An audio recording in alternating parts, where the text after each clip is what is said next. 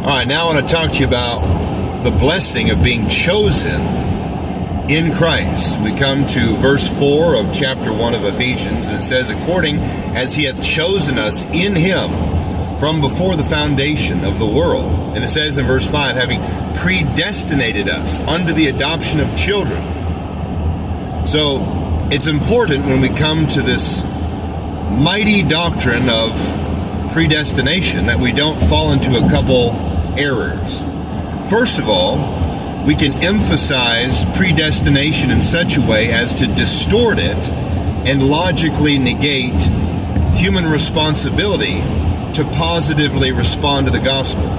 Or we can so emphasize human responsibility to respond to the gospel that we logically negate God's work in predestination. Now, both are true. God does predestine those of us in Christ, and man is responsible to respond to the gospel.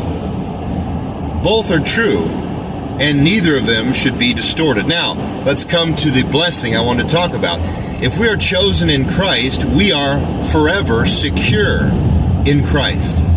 That is, God has predestined us to be conformed to the image of his Son, Romans chapter 8. And if he has chosen us and predestined us to be conformed to the image of his Son, we will be.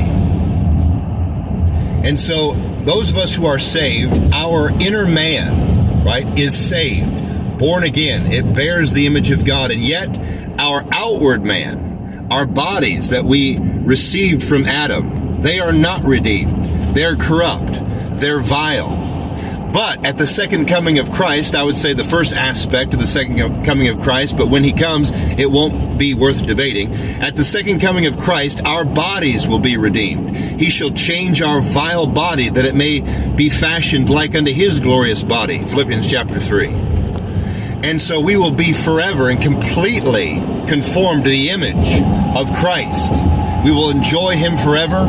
And forever, our very existence in his presence will give God glory for his grace. Now, in Romans chapter 8, there are some beautiful rhetorical questions highlighting this. If God be for us, who can be against us?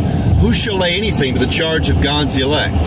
Who is he that condemns? And then it says, who shall separate us from the love of God? And the answer to all of those is no one. If God has chosen us in Christ to be conformed to the image of his Son, we will be. Let us rest in God's grace and his promises.